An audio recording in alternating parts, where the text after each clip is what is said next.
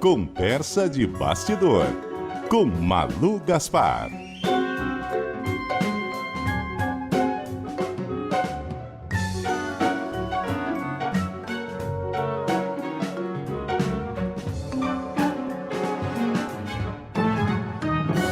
Muito bom dia para você, Malu Gaspar. Bom dia, Milton. Bom dia, Cássia. Bom dia, ouvintes. Eu tenho uma queixa. Opa, já até Ninguém sei. incluiu nesse amigo oculto de vocês. Eu preciso, não. Como assim? Olha, eu acho que Incluíram. a gente vai fazer uma gestão aqui para ter uma repescagem do amigo oculto. Nossa, repescar já dá uma Dá uma confusão esse confusão, negócio. mas calma, Melhor vamos- abrir outro. Vamos tentar resolver. Vamos abrir outro aí. Bota o Marcelo, bota a Malu. Isso, hein? isso. Gente, que isso. Nós também fazemos parte. Claro. Queremos. A gente Pô, vai falar eu- com a CEO do grupo do Amigo Secreto, que é a Marcela E Lorenzetti. eu tô gostando dessa ideia aí. Também. Vamos botar essa elite aí do Essa jornalismo, elite, né? é. Tá na hora. Vamos botar essa turma aí.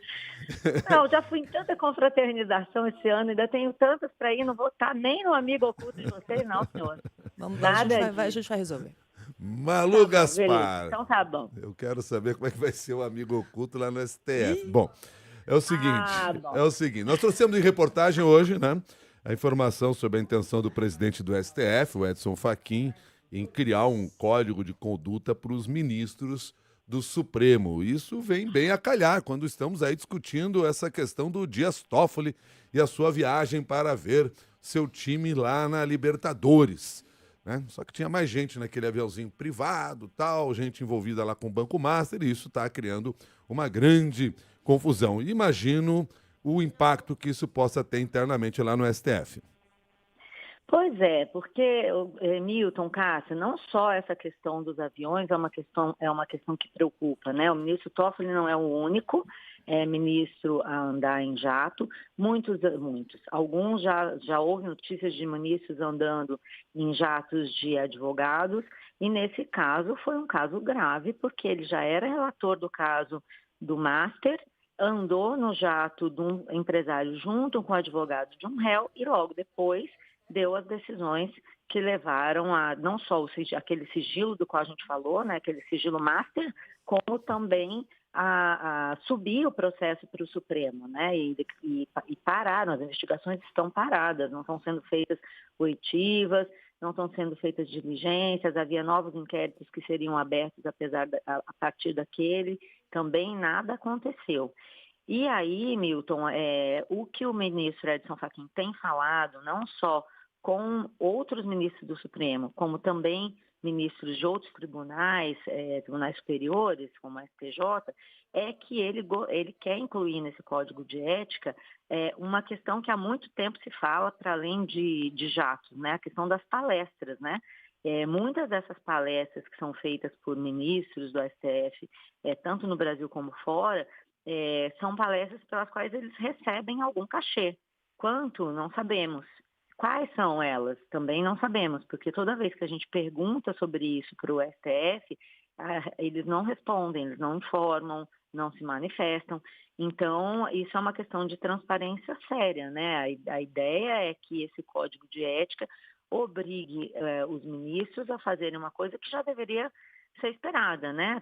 Dar transparência aos seus atos, porque eles não são só servidores públicos, como são os servidores públicos responsáveis por guardar a Constituição. Então, o princípio da transparência é essencial numa democracia, né?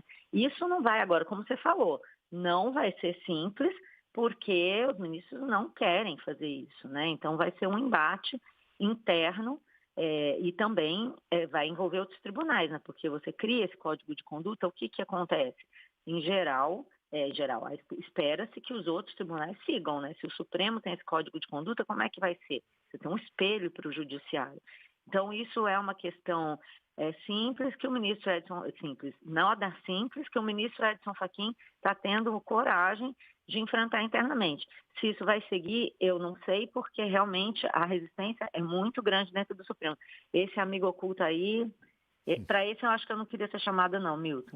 Ali está um climão. E isso tudo acontece, né, Malu, essa discussão em torno da transparência, no momento em que vem à tona, por exemplo, um contrato, que é um contrato de amplo escopo e um contrato com valor vultoso entre o Banco Master e a esposa do ministro Alexandre de Moraes.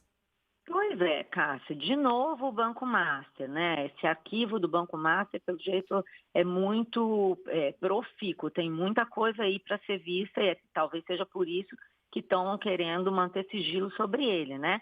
Eu publiquei nessa manhã no blog a informação sobre o valor do contrato. O nosso colega Lauro Jardim tinha publicado já que o contrato foi apreendido entre as informações as informações da busca e apreensão feitas durante a operação que prendeu o Worcário e os outros executivos do Master lá atrás. E, inclusive, eu apurei que isso está preocupando muito os escritórios de advocacia que atendem o Master, porque esse contrato ele foi compartilhado pelo próprio Worcário em mensagens de celular, em conversas com funcionários do banco, em conversas, inclusive, em que ele cobra os funcionários para que paguem regiamente ao escritório da advogada Viviane Bastos de Moraes, que vem a ser a mulher do ministro Alexandre de Moraes. O que esse contrato diz? Ele é um contrato de 36 meses para prestação de serviços de advocacia, não tem uma causa específica, é para atender o Master. Então, você não sabe quais causas estão previstas ali, qual o escopo do serviço para poder avaliar, mas ele prevê o pagamento mensais de R$3.600.000 ao longo de 36 meses, começando em 2024. Eu obtive ainda a cópia de uma queixa-crime que a mulher do ministro, o escritório da mulher da ministro protocolou no Tribunal de Justiça em São Paulo, que é de abril de 2024. E nessa queixa-crime, não só ela, como o filho e a filha, que também são advogados, defendem o Master acusam um investidor de calúnia e difamação contra o Master. Então, pelo menos desde abril de 2024, esse contrato está vigente. Então, se fosse um contrato cumprido na integralidade, porque, obviamente, ele parou de ser cumprido na hora que o banco entrou em liquidação, ele poderia render à mulher do ministro Alexandre de Moraes R$129 milhões. É um valor bastante grande e dentro do princípio da transparência, né? Se por palestra você deve dar transparência, tudo bem, não é o ministro, é a mulher do ministro. E o Supremo, no ano passado, em 2023, liberou os ministros, por exemplo, de se declarar impedidos para atuarem em processos em que os escritórios dos seus parentes atuem. Então, aparentemente, o Supremo tem uma visão bastante liberal dessa coisa dos processos. Mas, novamente, assim como no caso do jato, em que o ministro Toffoli disse: não tem nada demais, eu voei no avião e não falei sobre Master, só falei de Palmeiras, nesse caso também é de se perguntar que causas são essas, o que está acontecendo, porque é um valor bastante alto. E aí já viu, né, Cássia? Só a discussão das palestras já é complexa. Imagina a discussão sobre os honorários dos parentes dos ministros do Supremo. Muito obrigado, Malu Gaspar. E um bom dia para você. Valeu, gente. Estou aguardando, tá? Tá bom. Até mais.